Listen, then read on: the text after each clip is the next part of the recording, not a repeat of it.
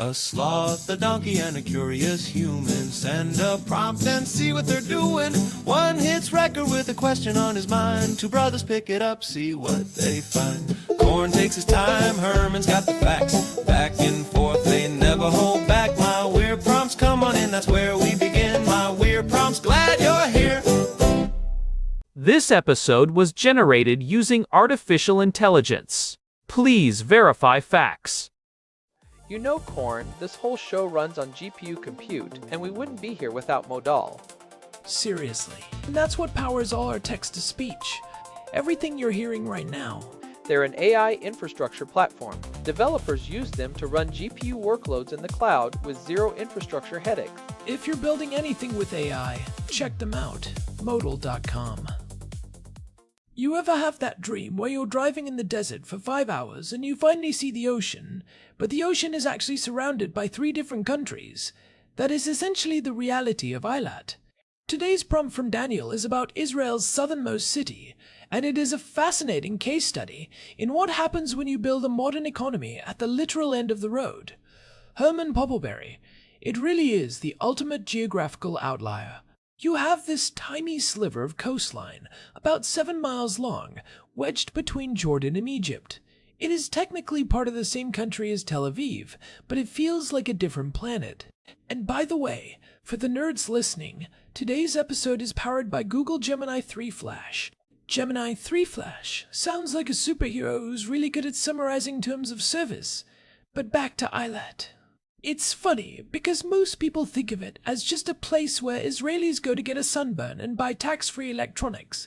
But there is a real permanent backbone to that city that thrives on being essentially an island on land. The isolation is the defining characteristic. Until the Highway 90 upgrades were fully completed in 2023, you were looking at a treacherous, winding drive through the Arava Desert just to get there. Even now, it's 340 kilometers from the center of the country. To put that in perspective for our American listeners, that's like driving from New York to Washington, D.C., but instead of passing cities, you're passing ibexes and sand dunes. And maybe a few tanks if the timing is right. But the prompt asks where people actually work. I mean, if 60% of the jobs are tied to tourism, what is the other 40% doing? Are they just waiting for the tourists to leave so they can finally get a seat at a restaurant?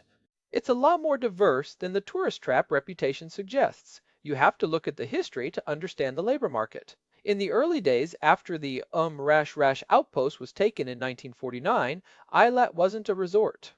It was a strategic port. People worked in phosphate mining at the Zofar mines or at the Eilat-Ashkelon pipeline. The pipeline is a huge one. That was the GE energy play of the 60s. Well, not exactly, but you're on the right track.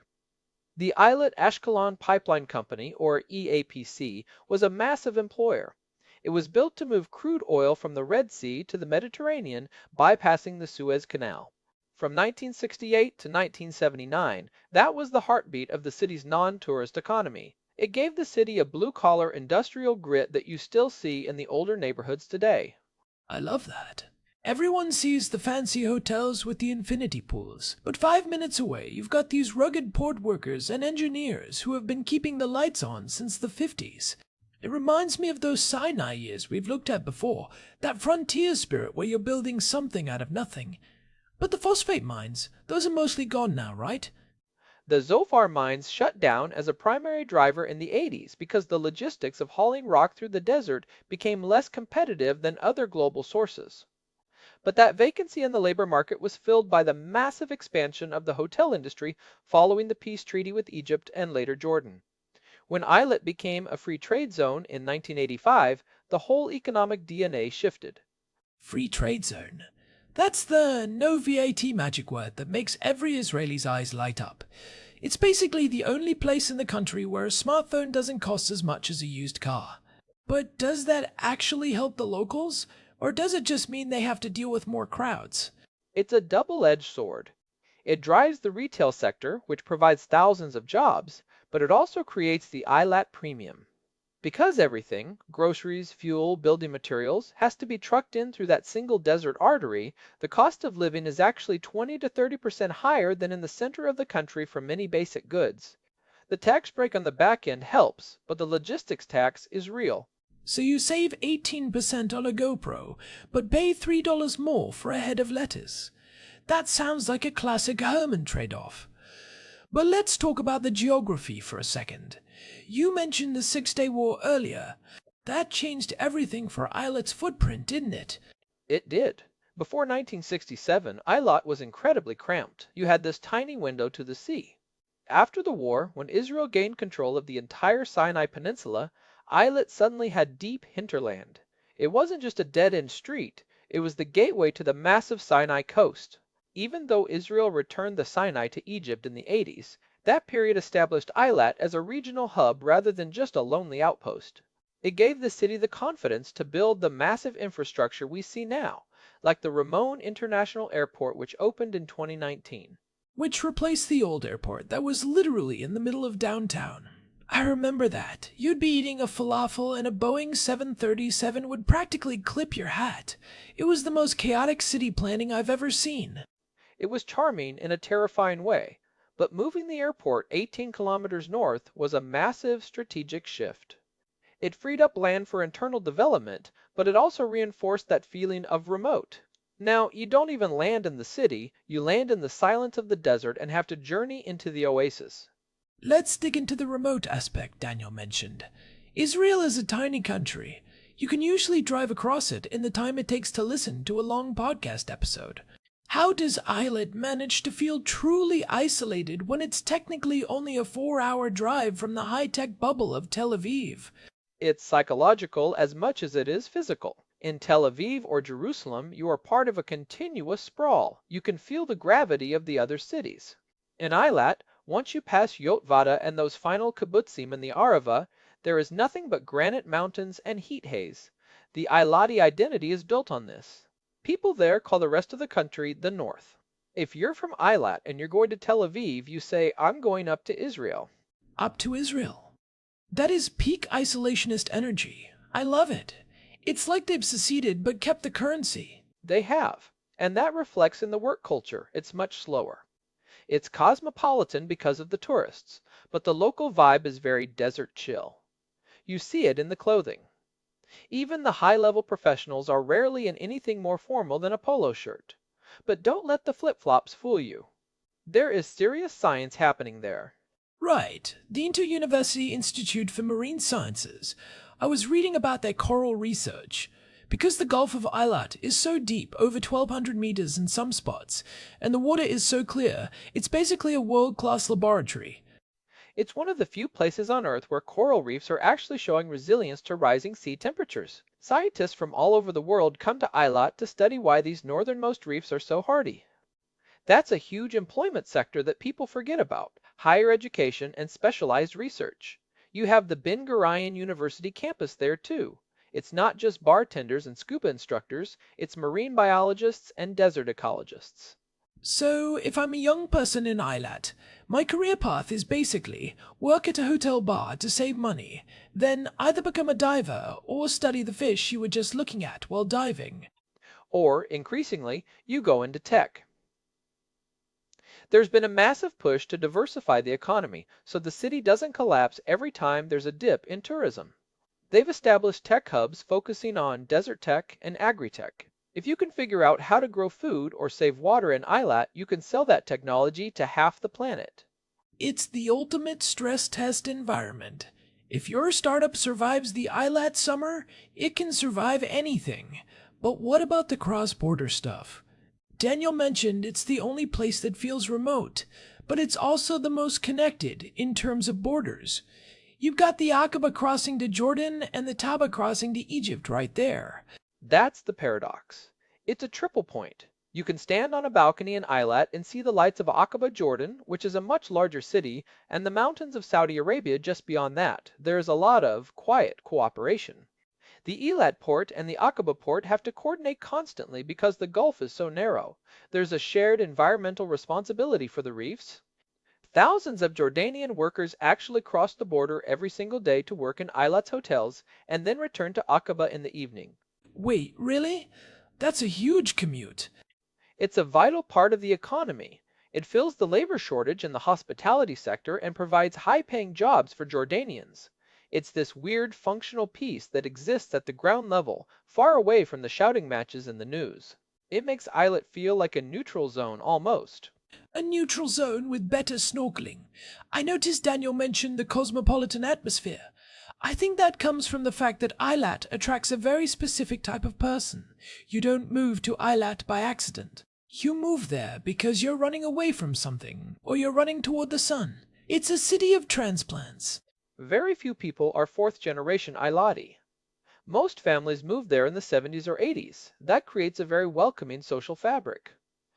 Unlike some of the older cities in the north where neighborhoods are deeply entrenched, Eilat is a melting pot. You have Russians, French immigrants, South Americans, and native-born Israelis all shoved into this high-heat pressure cooker. And the heat is no joke. We're talking 45 degrees Celsius in the summer. That's like 113 Fahrenheit. How do you even have a local economy when it's too hot to stand on the sidewalk? You live like a nocturnal animal. The city peaks at 10 p.m. The boardwalk is packed at midnight. The shopping malls are basically the community centers because they have the best air conditioning. It's a subterranean-style lifestyle during the day. But that's actually helped the tech sector. When it's too hot to go outside, you might as well stay in the lab and code. Code or combust. That's the new slogan for the Eilat Chamber of Commerce. But let's look at the infrastructure. You mentioned Highway 90. That was a big deal when it finally got upgraded, right? Because for years, that road was nicknamed the Road of Death. It was terrible. Single lane, no divider, heavy trucks carrying chemicals and fuel-passing tourists in rental cars. The completion of the dual carriageway sections in 2023 was a game changer for Eilat's connectivity. It didn't just make it safer, it made the just-in-time supply chain for the city actually work. It's the reason you can now get fresh sushi in the middle of a desert at a reasonable price. Sushi in the desert. We truly live in the future. But Herman, let's talk about the future of Eilat. There's all this talk about the Red Sea-Dead Sea Canal, or the Med-Red Railway. These projects have been coming soon for about 40 years. Do you think they'll ever actually happen? The railway is the big one. If a high-speed train connects Eilat to Tel Aviv in 2 hours, the remote feeling Daniel loves will vanish instantly. Eilat would effectively become a suburb of the center. The economic boom would be astronomical. The port could expand, the tech sector would explode. But the Eilati soul might get crushed under the weight of 1 million commuters. That's the tension, isn't it? You want the prosperity, but you don't want the traffic. Right now, Eilat is a destination. If you're there, you meant to be there. There's no passing through Eilat unless you're on a boat to Ethiopia. That's what makes the social bond so strong. If you have an emergency in Eilat, you can't just call a specialist in a neighboring city. The local hospital has to be incredibly self-sufficient. There's a sense of, we're all in this together, that you don't find in the more fragmented cities of the north. It's a small town vibe in a city that hosts millions of people. It's the only place I've been where the guy who fixed your air conditioner is the same guy you see at the beach 3 hours later, and he's also the guy who's volunteering at the Marine Rescue Center. It's very Spartan in its focus on community survival, minus the spears and more focus on sunblock. I like that comparison. It's a high-stakes environment. If the power goes out in Eilat in August, it's a life-threatening event within hours. That creates a level of operational excellence in their utility management that's actually world-class. You mentioned the EAPC pipeline earlier, but I want to circle back to the port itself. Because if you look at a map, Eilat is Israel's only gateway to the east that doesn't rely on the Suez Canal. That has to be a massive geopolitical anchor for the city's workforce, right? It's the ultimate insurance policy. If the Suez Canal is blocked, like we saw with that ship, the Ever Given a few years back, Eilat suddenly becomes the most important piece of real estate in the Middle East. The port mostly handles vehicle imports now. If you buy a Japanese or Korean car in Israel, there is a 90% chance it first touched Israeli soil at the Eilat port. There are these massive parking lots in the desert that look like a sea of shiny metal. I've seen those. It's surreal. Thousands of white SUVs just baking in the sun. But how many people does that actually employ? It seems like a lot of space for not a lot of human activity.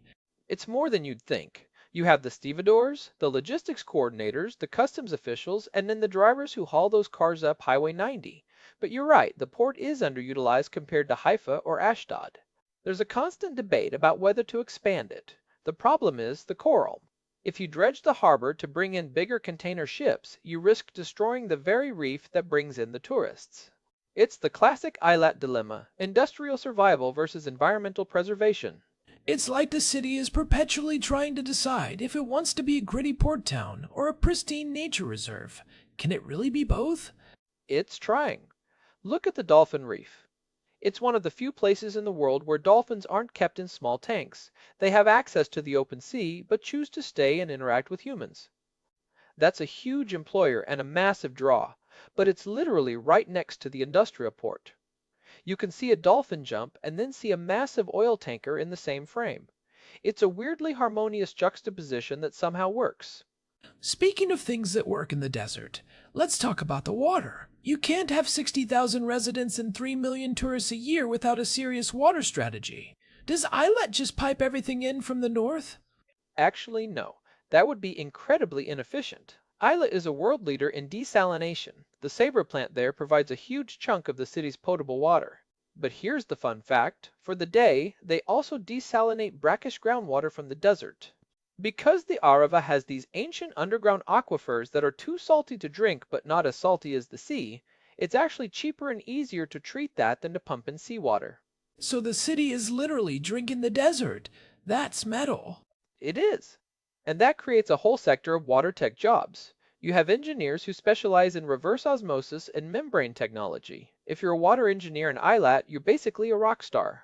You are the only thing standing between the city and total dehydration. It makes me think about the green lung projects I've heard about. They're trying to turn Eilat into a carbon-neutral city, aren't they? That's the goal. They have these massive solar farms in the kibbutzim just north of the city, like Keturah and Samar. On a sunny day, which is basically every day in Eilat, those solar fields can provide over 100% of the daytime energy needs for the entire region. They're experimenting with energy storage using compressed air in underground caverns. It's a living laboratory for the energy transition. But wait, if they're producing all this solar power, why aren't they the richest city in Israel? Surely they could export that power to the north. It comes back to the island problem. The grid connectivity between Eilat and the rest of the country is limited. They can't just dump all that power into the national grid without massive infrastructure upgrades. So for now, Eilat is like a self-contained energy ecosystem. It's great for local resilience, but it doesn't necessarily fill the city's coffers the way a high-tech hub in Herzliya does. You mentioned the kibbutzim. That's an interesting layer. Most people think of Eilat as just the city, but the Arava Valley leading up to it is dotted with these small agricultural communities. How do they factor into the Eilat economy? They are the supply room. Places like Yodvata, famous for its chocolate milk, provide the dairy and much of the produce. But they also provide the adventure tourism sector. If you want to go rappelling in the Red Canyon or take a jeep tour through the Timna Valley, you're usually booking through someone based in a kibbutz. It creates this symbiotic relationship where the city provides the beds and the malls, and the kibbutzim provide the soul and the scenery. Timna Park is incredible. It has those Solomon's pillars and the oldest copper mines in the world. People have been working in the Eilat heat for 3,000 years. We're just the latest iteration. The Egyptians were mining copper there back when the pyramids were still new. There is a sense of deep time in Eilat that you don't get in Tel Aviv. When you look at those red granite mountains, you realize that humans have been trying to scratch a living out of this rock for millennia. The modern hotel towers are just a temporary blip. That's a bit heavy for a vacation spot, Herman. Enjoy your buffet breakfast, but remember, the desert is eternal, and we are but dust. Laughs. Well, the Eilatas have a sense of humor about it. There's a famous local saying, in Eilat, even the stones sweat. It builds a certain kind of character. You don't find many fragile people in Eilat. You have to be tough to move there, and you have to be even tougher to stay during a July heat wave when the wind feels like a hairdryer blowing in your face. I want to ask about the social gap Daniel hinted at. You've got these 5-star resorts where a suite costs $1,000 a night, and then you've got neighborhoods that look like they haven't been painted since 1974. Is there a lot of tension between the two Eilats? It's a real issue. The tourist bubble along the shore is manicured and lush, but just 3 blocks inland, you see the reality of a frontier town. The city has some of the highest rates of working poor in Israel because so many jobs are entry-level service roles. A chambermaid or a waiter is making a modest wage but paying those Eilat Premium prices for milk and eggs. So how does the city fix that? You can't just raise hotel prices forever. The fix is education and diversification. That's why the Ben Gurion University campus is so vital. They're trying to move the kids of hotel workers into the marine biology labs or the tech hubs. There's also a push for medical tourism. Because Eilat has such a unique climate, very dry, high oxygen pressure because it's at sea level, it's actually great for people with certain respiratory or skin conditions. They're trying to build a world-class wellness sector that isn't just massage and a sauna, but actual clinical treatment. That's smart. If you can't beat the heat, use it as a medical feature. Come to Eilat. The air is so dry your asthma will forget it exists. Precisely. And that brings in a higher spending, longer staying demographic than the weekend warriors from Tel Aviv who just want to drink Gold Star on the beach. It's about creating a sustainable, year-round economy that doesn't crash every time there's a travel advisory. What about the nightlife? Daniel mentioned the cosmopolitan vibe. Is it still the party capital it was in the 90s? It's evolved. It used to be very clubby, loud music, foam parties, that whole scene. Now, it's a bit more sophisticated. You have these high-end beach bars that feel more like Mykonos or Ibiza, but the underground scene is still there. Because it's a town of young people working in hotels, there is a very vibrant workers' culture. There are bars where you'll only find locals, tucked away in the industrial zones or the older shopping centers. That's where the real Eilat happens. I've been to a few of those. It's usually a dark room with a very overworked air conditioner and people complaining about the north while drinking cheap beer. It's fantastic. It's the Eilati version of a pub. And because everyone knows everyone, there's no anonymity. If you do something stupid at a bar on Tuesday, your boss at the hotel will know about it by Wednesday morning.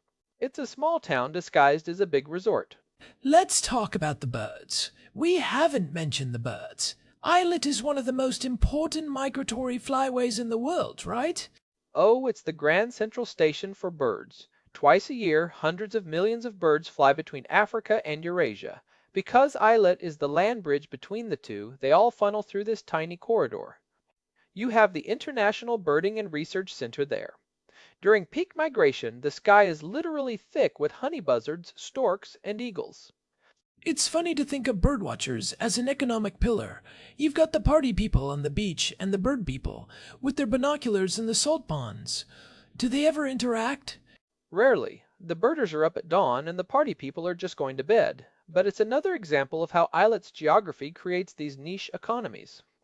Birdwatching brings in thousands of high-spending tourists from Europe and North America during the off-season of spring and autumn. It helps level out the hotel occupancy rates. So the birds are basically seasonal contractors helping the city's bottom line. In a way, yes. And it's a huge point of pride for the city. They've worked hard to protect the salt ponds and the stopover habitats. It's a reminder that Eilat isn't just a cul-de-sac for humans, it's a vital link in a global biological chain. So, for someone like Daniel or Hannah, living in Jerusalem where life is very heavy, history on every corner, political tension in the air, Eilat must feel like a pressure valve. It is. It's the place where Israelis go to forget they're in the Middle East, even though they are more in the Middle East there than anywhere else. It's a fascinating psychological bubble. You can sit on the beach and look at 3 other countries, but you feel completely removed from the world's problems. I think the takeaway for me is that Eilat isn't just a leisure spot. It's a laboratory for how humanity survives in extreme isolation. Whether it's through the port, the pipeline, the reefs, or the new tech hubs, it's a city that has fought for every inch of its existence. And it's a reminder that geography is destiny. You can't fight the desert, you have to negotiate with it. Eilat has been negotiating for 75 years, and it's finally starting to win. It's moved from being a military outpost to a strategic port, then to a tourist mecca, and now it's trying to become a high-tech desert hub. It's the ultimate pivot city. Every 20 years, it completely reinvents itself. I wonder what it will be in 2044.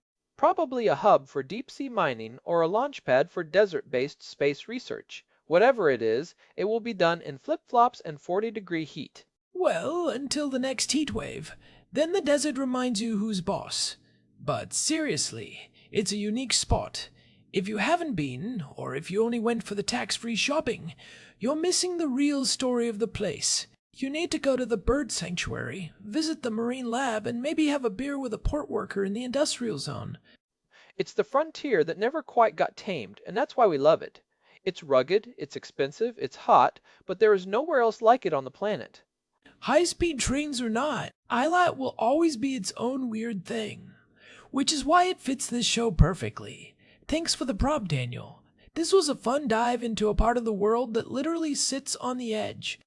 Thanks as always to our producer, Hilbert Flumingtop, for keeping the gears turning behind the scenes.